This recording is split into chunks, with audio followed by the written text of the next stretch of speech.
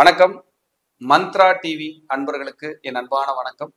தொடர்ந்து இந்த சேனலுக்காக நீங்கள் கொடுத்து வருகின்ற ஆதரவுக்கு கோடான கோடி நன்றி. தொடர்ந்து இந்த சேனலை பாருங்க. இதில் வருகின்ற கருத்துக்கள், ஜோதிட பதிவுகள், ஜோதிட கருத்துக்கள் உங்கள் வாழ்விற்கு ஒரு வெளிச்சமாக நிச்சயமாக அமையும். தொடர்ந்து ஆதரவு தாருங்கள், பாருங்கள். இன்னைக்கு நம்ம பார்க்க இருக்கிற ஒரு அற்புதமான தலைப்பு, நான் சொன்ன முந்தைய வீடியோக்கள் எல்லாம் ஒரு கிரகத்தினுடைய ஆதிக்கத்தில் இருந்தீங்கன்னா இந்த மாதிரி பலன்கள் அப்படின்னு பேசிட்டு வரோம். அப்படி உங்கள் ஜாதகத்தில் புதனின் ஆதிக்கம் இருந்தால் நீங்கள் எந்த மாதிரி உங்கள் ஜாதக அமைப்பு இருக்கும், புதனோட ஆதிக்கத்தில் நீங்கள் இருந்தீங்கன்னா எந்த மாதிரியான ஜாதக அமைப்பு இருக்கும் அப்படின்றத நம்ம பார்த்துருவோம். அப்போ புதனோட ஜாதக ஒரு அமைப்பு இருக்கணும் அப்படின்னா நீங்கள் மிதுன லக்னம் மிதுன ராசி, கன்னி லக்னம் கன்னி ராசி, இது புதனோட வீடு. புதனோட நட்சத்திரங்கள்னு பார்த்தீங்கன்னா ஆயில்யம், கேட்டை, ரேவதி. இந்த நட்சத்திரத்தில் நீங்கள் பிறந்திருந்தாலும் உங்களுடைய லக்னாதிபதி போய் ஆயில்யம், கேட்டை, ரேவதியில் இருந்தாலும் நீங்கள் புதனுடைய ஆளுமைக்கு உட்பட்டவர் தான். அதில் எந்த மாற்றமும் இல்லை. அதே போல் 5ஆம் தேதி, 14ஆம் தேதி, 23ஆம் தேதி 5 கூட்டினா 5 வர்ற மாதிரி தேதியில் பிறந்திருந்தீங்கனாலும் நீங்கள் புதனோட ஆதிக்கம்தான். இந்த புதனுடைய ஆதிக்கம் யாருக்கெல்லாம் இருக்கோ அவங்கள எப்படி இருப்பாங்க அப்படிங்கிறத நம்ம பார்ப்போம். முதல்ல புதன்னா யார் அப்படின்னா கல்விக்கு அதிபதி, புத்திக்கு அதிபதி, தாய்மாமனுக்கு அதிபதி. புதனுடைய ஒரு ஒரு ஆற்றல்ங்கிறது புதனுடைய கேரக்டர், நேச்சர், இப்போ புதனுடைய காரகத்துவங்கள் இதெல்லாம் வந்துடும். புதன்னாலே வேகம் கிடையாது, விவேகம் அதிகம். புதனுக்கு குருநாதர் யாராவது இருக்காங்களா சார் அப்படின்னா கண்டிப்பாக கிடையாது. இவங்களுக்கு இயற்கையாகவே இந்த ஆயில்ய நட்சத்திரமானாலும், கேட்டை நட்சத்திரமானாலும், ரேவதி நட்சத்திரமானாலும் கல்வி அறிவு இருக்கோ இல்லையோ பல வகையில் யோசிக்கக்கூடிய திறமை அதிகம். ஒரு விஷயத்தை எப்படி ஹேண்டில் பண்ணலாம், எந்த மாதிரியா கொண்டு போகலாம், எப்படி ஜெயிக்கலாம் அப்படிங்கிற யுத்தி. இவங்க கழுவுற மீனில் நழுவுற மீன் அப்படின்னு நம்ம சொல்லலாம். எந்த விஷயத்திலையும் அவ்வளோ எளிதாக சிக்க மாட்டாங்க. ஆகாது, தெரியாது, அப்படியா அப்படிங்கிற ஒரு ஆச்சரியக்குறி போட்டு வெளியேறி போயிடுவாங்க. உங்களுக்கு தெரியாதா சார், நான் என்ன சார் சின்ன பையன் அப்படின்ட்டு வெளியேறிடுவாங்க. புதன் அப்படின்னாலே பெரிய புத்திசாலிகள், பெரிய ஆற்றல் இருக்கும். படித்து படிக்கலை எதெல்லாம் மேட்டரே கிடையாது. புதனோட நட்சத்திரம்னாலே ஒரு அறிவு உள்ள ஒழிஞ்சிட்ருக்கும். இதில் மெத்த படித்தவர்களாக இருந்தால் ஒரு பெரிய உயர்ந்த நிலைக்கு போகலாம். ஆடிட்டர்ஸ், லாயர், கணக்கு எழுதுறது, கருவூலங்களில் கணக்கு எழுதுறது, பேங்க்கு, வங்கி அதிகாரிகள், வங்கியில் பெரிய பெரிய போஸ்டிங்கு, ஒரு ஃபினான்ஸ் டிபார்ட்மெண்ட்டில் ஒர்க் பண்ணுறது, ஒரு பெரிய பெரிய கல்வி நிறுவனங்களில் ஒர்க் பண்ணுறது, ஒரு பிரின்சிபல் ஆகிறேன், ஒரு ப்ரொஃபஸர் ஆகிறேன், ஒரு பெரிய ஆளாக படிப்பு இருந்தால் தான் எல்லாமே வர முடியும். அப்போ புதனோட ஆதிக்கம்னாலே ஒரு கல்வியில் சிறந்தவர்கள், அறிவில் சிறந்தவர்கள், ஞானத்தில். ஞானம்னா கேது, புத்தினா புதன். இந்த புதன் கேது சேர்ந்துச்சுன்னா அதீத ஆற்றல் ஞானம் இருக்கும். குறிப்பாக அந்த ஜோதிடம் வரணும் அப்படின்னா புதனோட ஆதிக்கம் அவங்ககிட்ட நிறைய இருக்கும். புதனுக்குன்னு சொல்லி இந்த ஜோதிடம் வரணும்னா புதனுக்கு ரொம்ப இம்பார்ட்டன்ட் இருக்கு. ஏன்னா புதன் கிரகங்களில் ஆணும் இல்லாத பெண்ணும் இல்லாத ஒரு கிரகம் அப்படின்னு சொல்லப்படுது. புதன் கிரகம் மட்டும். புதன் கிரகம், கேது கிரகம், சனி கிரகம், இந்த 3 பேருமே. அப்போ புதன் அப்படின்னாலே ஒரு விவேகமானவர், ஒரு சிந்திக்கக்கூடியவர், ஒரு ஆற்றல் மிக்கவர் அப்படின்னு சொல்லப்படுது. இவர்களுக்கு அறிவு, புத்தி இதெல்லாம் மேம்பட்டு ஒரு ஒரு ஒரு ஒரு இன்னொருத்தரை விட இந்த நட்சத்திரக்காரங்களுக்கு மேம்பட்டு இருக்கும். இவங்களுக்கெல்லாம் பார்த்திங்கன்னா எழுத்து, ஆர்ட்டு, அதே போல் படிப்பு இதெல்லாம் இயற்கையாகவே வரும்.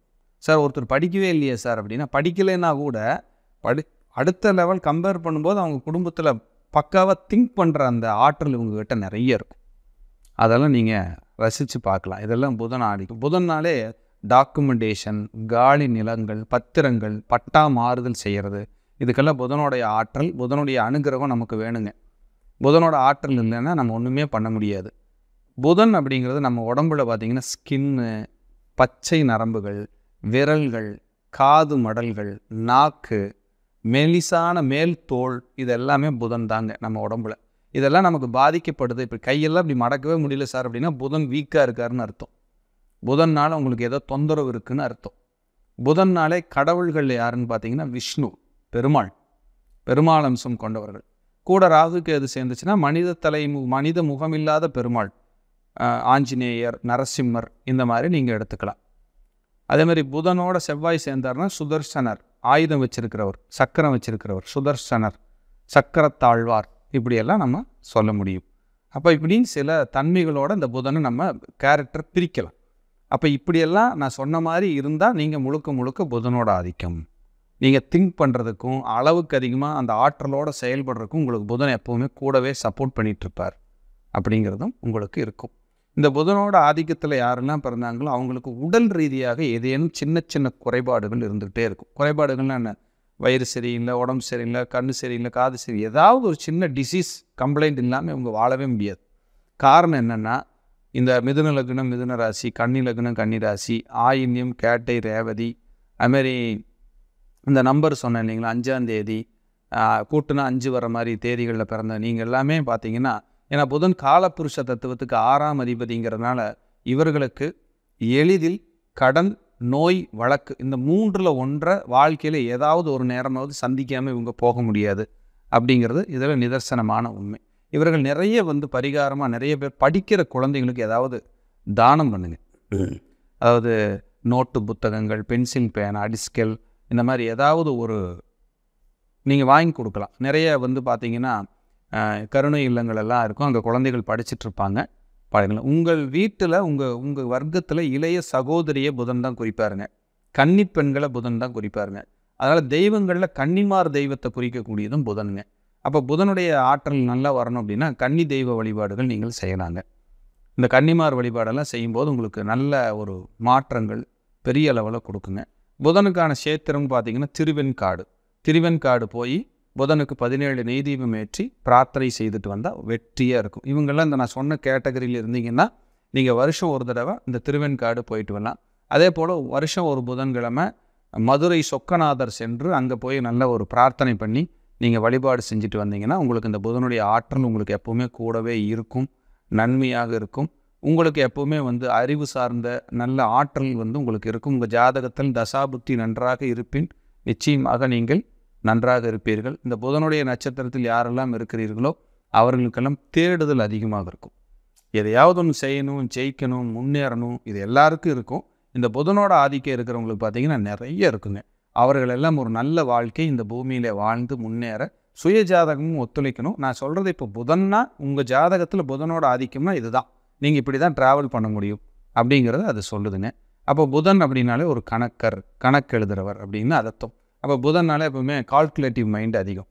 எதை செஞ்சால் எப்படி ஜெயிக்கலாம், எதை செஞ்சால் அப்படி போகலாம், இந்த தொழில் செஞ்சால் அப்படி முன்னேறலாம் அப்படிங்கிற ஒரு கால்குலேட்டிவ் மைண்ட் அதிகம்.